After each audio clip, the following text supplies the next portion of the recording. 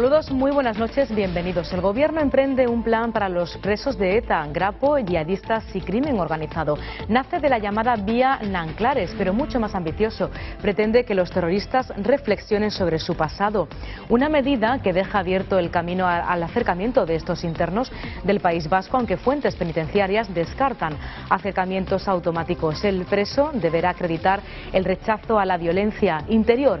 Pondrá en marcha de forma inminente este nuevo programa encaminado a facilitar la reinserción de presos de organizaciones terroristas y comenzará por las prisiones del País Vasco.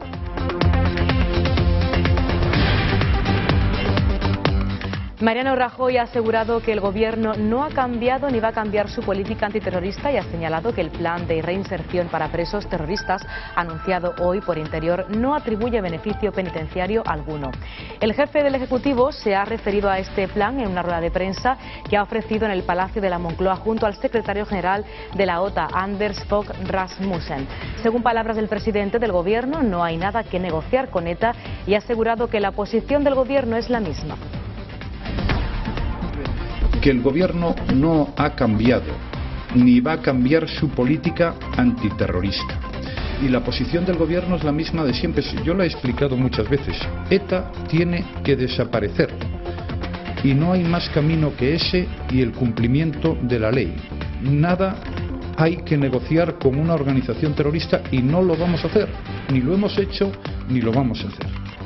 Y un instructor y un alumno de cuarto año de la Academia General del Aire ha fallecido esta mañana al caer al suelo su casa C-101 en las cercanías de la cárcel de Alcalá Meco en Madrid cuando realizaban una aproximación a la base aérea de Torrejón de Ardoz como parte de su vuelo de instrucción. Habían despegado de la base aérea de San Javier, Murcia, sede de la AGA, y en la que tenían previsto regresar tras la toma en Torrejón.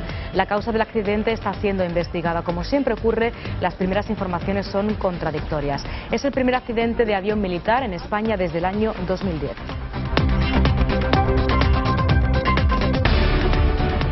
Y el Senado argentino da luz verde por amplia mayoría al proyecto de expropiación de YPF. Esta madrugada, y tal y como se esperaba, la iniciativa del gobierno de Cristina Fernández será aprobada con 63 votos a favor, 3 en contra y 4 abstenciones.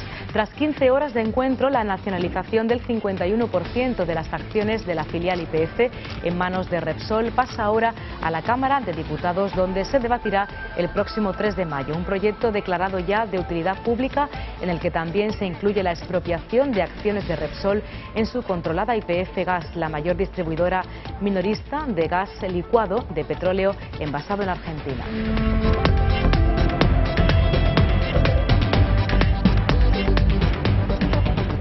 Y en Andalucía, PSOE e Izquierda Unida finalmente formarán un gobierno de coalición. Así lo manifestaba casi el 85% de los 6.000 militantes de la coalición de izquierdas que votaban antes de ayer. El coordinador general Diego Valderas y la secretaria de organización del PSOE, Susana Díaz, coinciden en que no se trata de reducir consejerías, sino de unir el programa que ambos han firmado para los próximos 4 años. Un futuro gobierno andaluz cuyo pleno de investidura se celebrará en estos días, pero antes tendrá que pronunciarse este viernes la Junta de Portavoces. Andalucía e Izquierda Unida escribió ayer una página democrática con letras mayúsculas. Y yo puse ayer y vuelvo a poner hoy en valor que con letras mayúsculas escribimos una página democrática de carácter participativo. Y el próximo miércoles 2 de mayo comienza la sesión de investidura en el Parlamento andaluz, que ratificará a José Antonio Griñán como presidente de la Junta. Así lo anunciaba hoy el presidente de la Cámara Autonómica, Manuel Gracia, después de mantener la habitual ronda de contactos con los grupos políticos. Gracia ha iniciado así una ronda de consultas previa a su propuesta oficial de futuro candidato de la Administración Autonómica. Una vez culminado este trámite, la Junta de Portavoces celebra mañana su primera reunión de esta legislatura.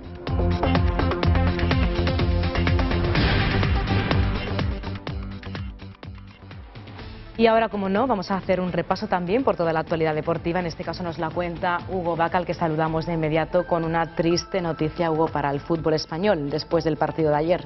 Sí, efectivamente, se suma a la del pasado martes también, y con lo cual los dos equipos españoles, a final que se pretendía en Múnich, no van a ser justamente participadas por los equipos españoles. El Bayern de Múnich eliminaba anoche al Real Madrid en la tanda de penalti, la forma más cruel de caer en una eliminatoria de Champions. Eso sí, José Mourinho dedicaba también este epígrafe a los que fueron los que fallaron los penaltis.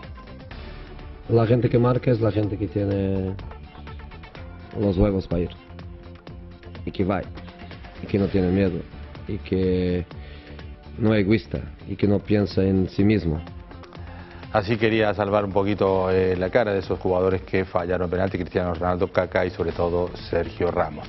Y nos vamos también ahora a la acera de enfrente, en este caso el Fútbol Club Barcelona, que tiene ahora la incógnita de lo que va a suceder con Guardiola, el técnico que hasta ahora no había dado nota de lo que iba a seguir o no. Se reunía ayer con Sandro Rosell y seguramente esta semana ya dará, mañana viernes posiblemente, cuando vuelvan los jugadores al entrenamiento, su decisión de seguir o dejar el Fútbol Club Barcelona.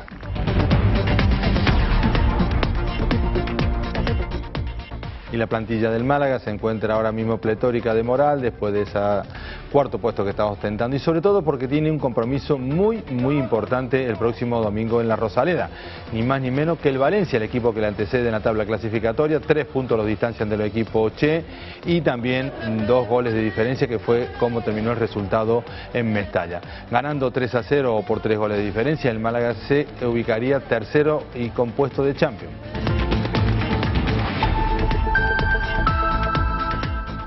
Le resumimos ahora otros asuntos de interés.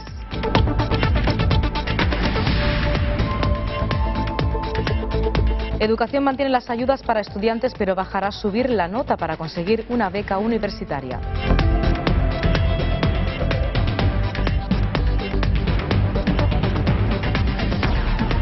El Banco Central Europeo elogia los esfuerzos del gobierno de Rajoy, aunque rechaza comprar más deuda pública.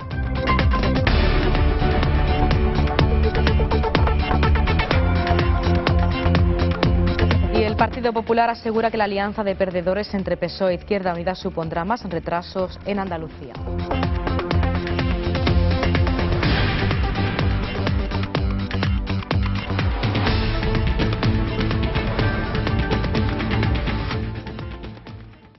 El Ministerio de Interior ha puesto en marcha un programa integral para facilitar la reinserción de los presos terroristas y evitar así su radicalización en las cárceles.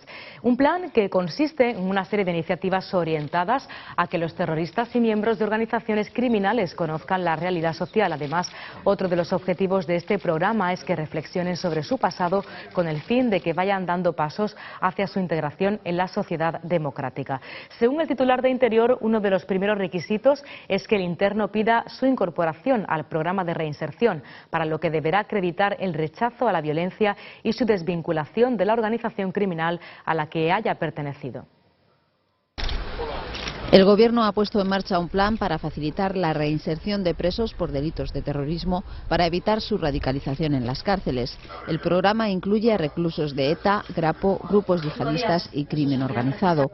Los internos participarán en aulas sobre educación en valores de convivencia, serán formados para su inserción laboral cuando salgan de la cárcel y podrán ser trasladados a centros penitenciarios próximos a sus domicilios, aunque no habrá acercamientos automáticos. El plan está inspirado en la llamada Vía Nanclares, que recibe su nombre de la cárcel situada en el País Vasco, donde fueron agrupados una veintena de etarras de un total de más de 600 que se han desvinculado de ETA. Eso no significa que los requisitos se vayan a relajar, ya que el primero de ellos es que el interno pida su incorporación al programa, para lo que previamente deberá acreditar el rechazo a la violencia y su desvinculación de la organización criminal a la que ha pertenecido.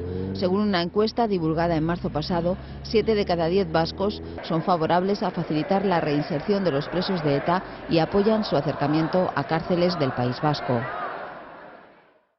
Pues Mariano Rajoy ha asegurado que el Gobierno no ha cambiado ni va a cambiar su política antiterrorista. Ha señalado que el plan de reinserción para presos terroristas anunciado hoy por Interior no atribuye beneficio penitenciario alguno. El jefe del Ejecutivo se ha referido a este plan en una rueda de prensa que ha ofrecido en el Palacio de la Moncloa junto al secretario general de la OTAN, Anders Fogh Rasmussen. Según palabras de Rajoy, no hay nada que negociar con ETA. Yo quiero decirle que el Gobierno no ha cambiado ni va a cambiar su política antiterrorista. Y la posición del Gobierno es la misma de siempre. Yo lo he explicado muchas veces. ETA tiene que desaparecer. Y no hay más camino que ese y el cumplimiento de la ley. Nada hay que negociar con una organización terrorista y no lo vamos a hacer. Ni lo hemos hecho ni lo vamos a hacer. En segundo lugar, ese plan es un plan que no atribuye beneficio penitenciario alguno ni supone ningún cambio en la política antiterrorista. Es bueno también que lo tengamos claro. Y en tercer lugar, ese plan es un plan para todos aquellos presos de bandas organizadas que se hayan desvinculado de forma clara, pública y solemne de la banda, pues puedan empezar a trabajar en su reinserción, pero no tiene ningún beneficio penitenciario. Y la misión de la ISAF en Afganistán, liderado por la OTAN, a la que España aporta unos 1.500 militares, ha centrado la reunión de Rajoy y Rasmussen, celebrada en Moncloa hoy, en la que ambos han coincidido en lo sustancial en asuntos de seguridad, defensa, democracia y libertad. Según Rajoy, ha reafirmado al secretario general de la OTAN, Fogh Rasmussen, el compromiso de España con la alianza y ha destacado que es un socio fiable en Afganistán, donde entramos juntos y saldremos juntos, en alusión a la retirada prevista para 2014. Sobre Afganistán, Rajoy ha dicho que España estaba allí para construir un país sólido y viable desde el punto de vista político y económico, porque nuestra seguridad y nuestros valores se defienden también fuera de nuestras fronteras. Por otra parte, Rajoy ha avanzado que España apoya la denominada defensa inteligente, proyectos realizados en conjunto por varios países y que va a estudiar liderar algunos de los proyectos. Durante el encuentro, el presidente español ha pedido a la OTAN más atención a la zona mediterránea.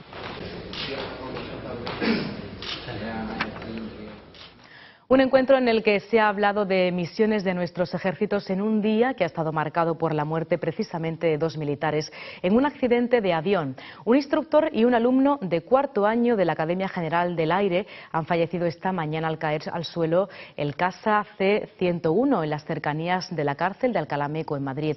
El siniestro ocurrió cuando realizaban una aproximación a la base aérea de Torrejón de Ardoz como parte de su vuelo de instrucción. Habían despegado en la base aérea de San Javier en Murcia, sede de la Haga, y a la que tenían previsto regresar tras la toma de Torrejón. Las causas se siguen investigando. Es el primer accidente de avión militar desde 2010. Un accidente del que se hacía eco el presidente del gobierno mientras despachaba con Rasmussen. Rajoy, junto al secretario general de la OTAN, ha mostrado sus condolencias a los familiares de los fallecidos. Quisiera hacer, antes de nada, enviar un mensaje de pesar en nombre del Gobierno y de todos los españoles que quieran acompañarme en el mismo, pues a la familia de los 2 militares del Ejército del Aire que han fallecido esta mañana, como todos ustedes saben, aquí cerca de Madrid. A ellos y a toda la familia militar española pues expresamos nuestro pesar, nuestro sentimiento, y le mandamos todo el ánimo que podamos mandarle a unas personas en una situación tan difícil como esta, como la que están viviendo. My condolences to the military servicemen who lost their lives this morning. The President and I have discussed. Como avanzábamos en portada, el Senado argentino va en marchas forzadas y aprueba por mayoría absoluta la expropiación de la mayor parte de la participación española en YPF. Esta madrugada, y tal y como se esperaba, la iniciativa del gobierno de Cristina Fernández de Kirchner daba luz verde con 63 votos a favor, 3 en contra y 4 abstenciones. Un proyecto que pasa ahora a la Cámara de Diputados, donde se debatirá el proyecto el próximo 3 de mayo, mientras las agencias de calificación Moody's y Standard & Poor's advierten de que la crisis podría aumentar el aislamiento económico del país latinoamericano en un momento de desaceleración del crecimiento económico.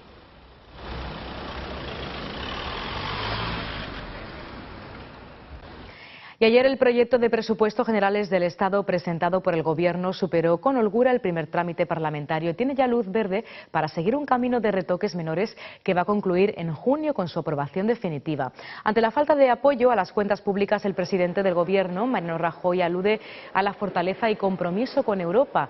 El Gobierno ha dejado claro que cuenta con la legitimidad y el apoyo de sus 10 millones de votantes y se muestra convencido de que aunque los primeros presupuestos de su Ejecutivo contienen medidas difíciles, duras y que no gustan, llevarán a la recuperación económica.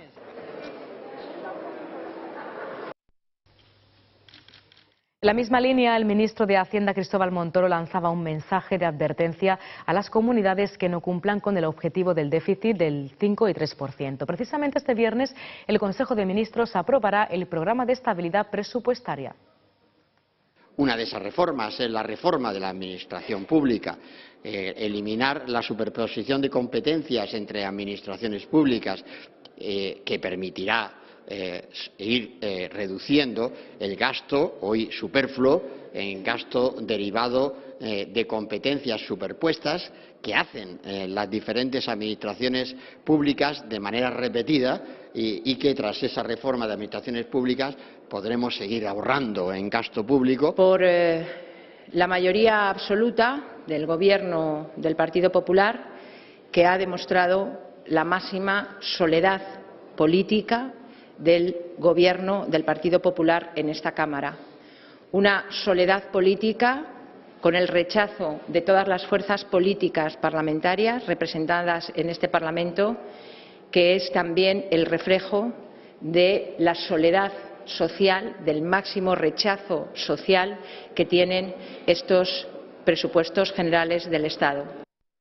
Además de los presupuestos, el Gobierno central ha aprobado los ajustes en sanidad y educación. En esta última área, el Ministerio asegura que las reformas educativas supondrán un incremento en la partida destinada a becas de hasta 218 millones de euros. El titular del ramo, José Ignacio Wert, en un encuentro con los rectores universitarios, garantizó las ayudas para los estudiantes, pero bajará a endurecer las condiciones para acceder a ellas. El aprobado ahora no basta, según Wert, se pretende inculcar la cultura del esfuerzo y un mayor rendimiento académico. La nota media para tener una beca aumentará medio punto y para aquellas familias que tengan menos ingresos subirá del 5 a 6. Se prevé que la subida en las tasas universitarias suponga un ahorro de hasta 1.542 millones de euros.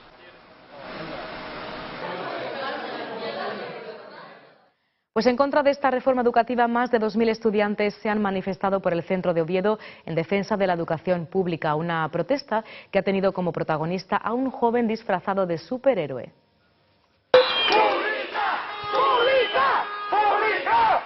Se llama Superpública y su visión es clara: defender la educación pública.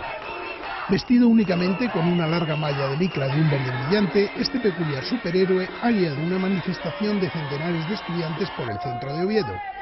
Pero, ¿quién es en realidad este superhéroe? Soy un superhéroe humano que está cerca de los compromisos que tiene también el resto de la sociedad. Soy un superhéroe que combate por defender los derechos de todos y todas las ciudadanas. Superpública, así se hace llamar un estudiante asturiano, ha ejercido de maestro de ceremonias durante la protesta. El superhéroe no ha reculado en encaramarse a las fuentes y farolas para instar a los estudiantes continuamente a danzar y a elevar el tono de sus gritos. El personaje se ha convertido ya en un ídolo de masas y ha anunciado que no vacilará en emplear sus poderes contra aquellos que se opongan a una educación pública de calidad.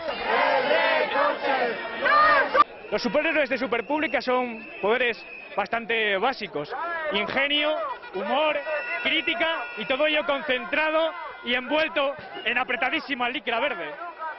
Un superhéroe que ya ha batido a su primera víctima. Este estudiante, ataviado con traje, corbata y unas grandes tijeras, que ha leído propuestas educativas del gobierno entre los abucheos de los alumnos, hasta que ha entrado en escena Superpública.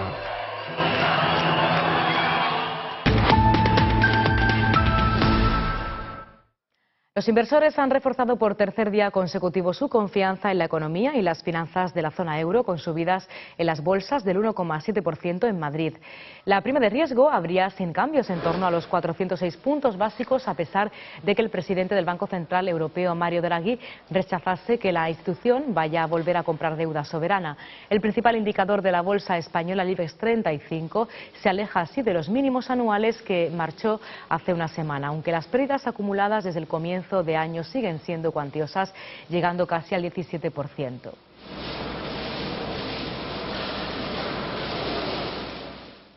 Más asuntos sobre economía. El Fondo Monetario Internacional ha advertido de que algunas entidades financieras españolas siguen siendo vulnerables. Esta institución ha sugerido la necesidad de un mayor apoyo del Estado para sanear el sector, con inyección de más capital público o con la creación de una entidad que gestione sus desafortunadas inversiones inmobiliarias. Lo que se conoce como un banco malo son las conclusiones de un informe del grupo de analistas que han visitado España con motivo del examen programado por el FMI cada 5 años y que llega en un momento crítico en pleno proceso de reestructuración. Su directora, Christine Lagarde, ha aplaudido la reforma profunda que ha cometido el gobierno de Rajoy, aunque le insta a que vaya más allá.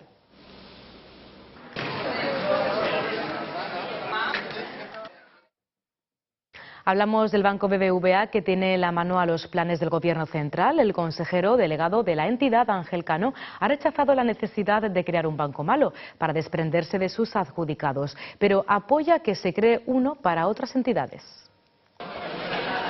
El consejero le ha propuesto al Ejecutivo de Rajoy traspasar una gestora inmobiliaria los activos que paralizan la concesión de crédito y el desarrollo económico de nuestro país. Según Cano, el beneficio neto del banco se desplomó el 52% en el primer trimestre del año, hasta los 229 millones de euros. Aún así, el consejero delegado ha descartado que BBVA vaya a registrar pérdidas en algún trimestre en España.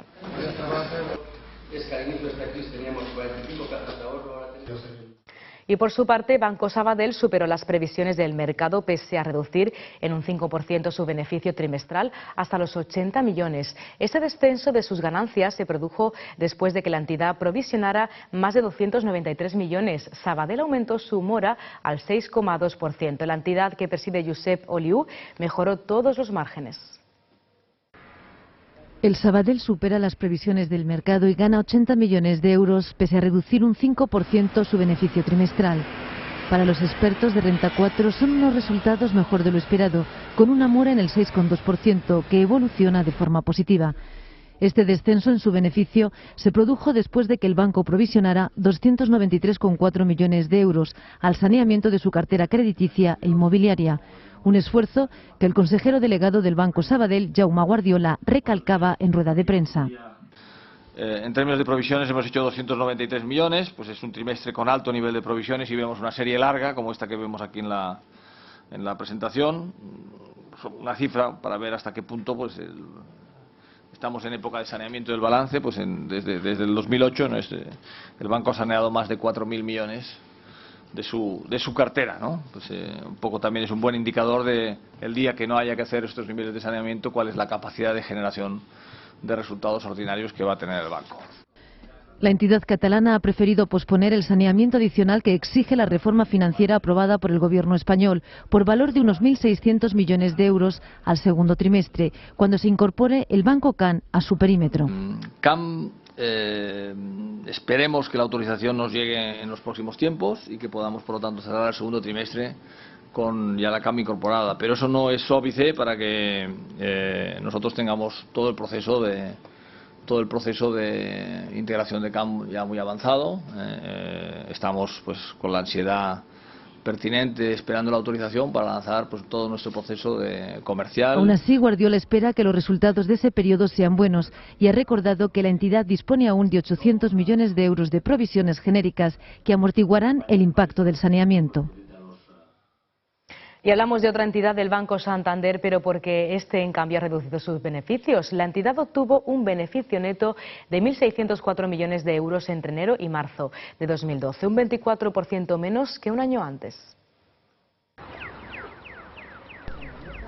El Banco Santander obtuvo un beneficio neto de 1.604 millones de euros entre enero y marzo de 2012, un 24% menos que un año antes, después de dotar más de 3.000 millones a provisiones para insolvencias y para el saneamiento de la cartera inmobiliaria, que la entidad seguirá gestionando sin ayuda de fórmulas alternativas para cumplir con el Real Decreto a final de año.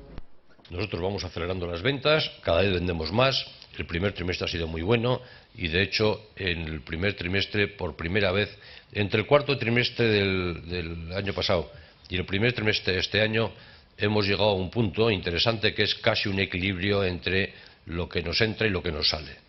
Alfredo Sáenz ha felicitado por las cifras del primer trimestre del año, que permiten encarar 2012 con la confianza de seguir dando buenos resultados pese al entorno complejo.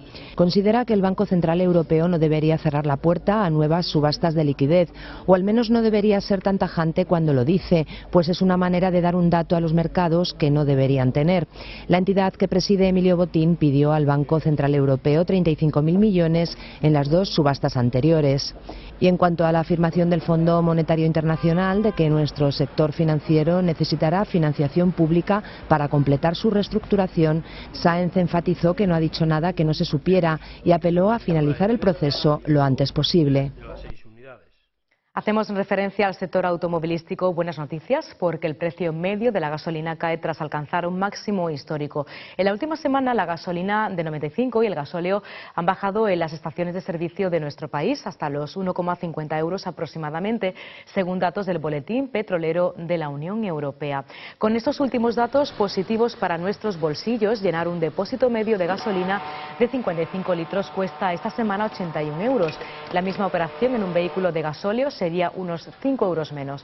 Pese a la rebaja de la última semana, el litro de gasolina cuesta casi el 9% más que a principios de año. La subida de impuestos aplicada por las comunidades autónomas a través del llamado céntimo sanitario es uno de los factores que influyen en este caso. Además, a este aumento impositivo se suma el encarecimiento del barril de petróleo.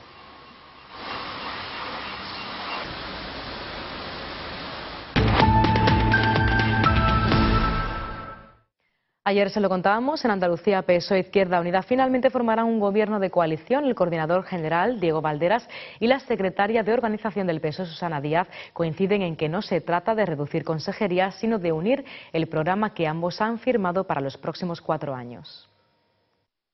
El 84,9% de los militantes de Izquierda Unida ha apoyado en un referéndum formar un gobierno de coalición con el PSOE para la 9ª legislatura andaluza. Más de 6.000 militantes han participado en esta consulta, celebrada para determinar si se apoyaba un pacto de gobierno o un pacto de legislatura con los socialistas. El coordinador regional de Izquierda Unida, Diego Valderas, ha señalado que este referéndum abre un nuevo tiempo político. Andalucía e Izquierda Unida escribió ayer una página democrática con letras mayúsculas. Y yo puse ayer y vuelvo a poner hoy en valor que con letras mayúsculas escribimos una página democrática de carácter participativo. Sin embargo, el alcalde de Marinaleda, Juan Manuel Sánchez Gordillo, quien impulsó ayer un referéndum alternativo, ha asegurado que los datos son falsos y que el rechazo al pacto fue la votación mayoritaria. Desde el PSOE andaluz han mostrado su satisfacción por el resultado y han asegurado que el nuevo gobierno será una sola organización en el que no habrá reparto de cargos al peso. El PP, por su parte, ha asegurado que con el pacto se sigue el patrón conocido de reparto de las instituciones y que Izquierda Unida cargará con 30 años de fraude. Y el próximo miércoles 2 de mayo comenzará la sesión de investidura en el Parlamento andaluz, que ratificará a José Antonio Griñán como presidente de la Junta. Así lo ha anunciado hoy el presidente de la Cámara Autonómica, Manuel Gracia, después de mantener la habitual ronda de contactos con los grupos políticos. Gracia ha indicado así una ronda de consultas previa a su propuesta oficial de futuro candidato de la Administración Autonómica. Una vez culminado este trámite, la Junta de Portavoces celebra mañana su primera reunión de esta legislatura. Además, se convocará la primera reunión de la Mesa de la Cámara, donde se dará a conocer el informe elaborado por la Diputación Permanente sobre los asuntos tratados en el periodo en el que el Parlamento andaluz se ha encontrado disuelto tras la convocatoria de elecciones. Diego Valderas ha sido el primero de los 3 portavoces en reunirse con Manuel Gracia, un encuentro que el coordinador de Izquierda Unida ha calificado de muy cordial y en el que han analizado los tiempos de cara a la formación del nuevo gobierno. Su formación apoyará la investidura del candidato socialista. Valderas ha planteado al presidente de la Cámara que hay que tratar de hacer más cercano al ciudadano el trabajo del Parlamento y del futuro equipo de gobierno. Yo creo que ha llegado el tiempo en Andalucía de ser capaces de repartir mejor, de priorizar bien y de compartir con la sociedad las políticas que vayamos a poner en marcha. Por eso yo creo que va a hacer y debe ser un gobierno muy en contacto con la sociedad. El portavoz de los socialistas, como era de esperar, ha propuesto al actual presidente de la Junta en funciones, José Antonio Griñán, para que sea investido como jefe del Ejecutivo Autonómico en la 9ª legislatura andaluza.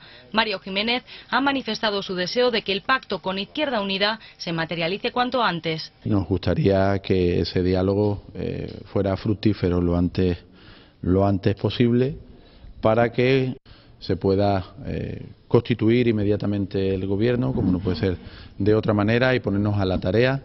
La fuerza más votada, el Partido Popular, ha sido la última en reunirse con Gracia. Su secretario general, Antonio Sanz, y el portavoz de la formación en el Parlamento, Carlos Rojas, han afirmado que era obvio que su propuesta de presidente iba a ser Javier Arenas, pero que finalmente la alianza de los 2 perdedores va a reelegir a José Antonio Griñán. Pueda ser la segunda vez en la que Griñán es presidente sin ni siquiera haber ganado ninguna elección. La primera se la regaló Chávez y fue por herencia, sin haber ganado las elecciones, y la segunda, después de perder las elecciones, pues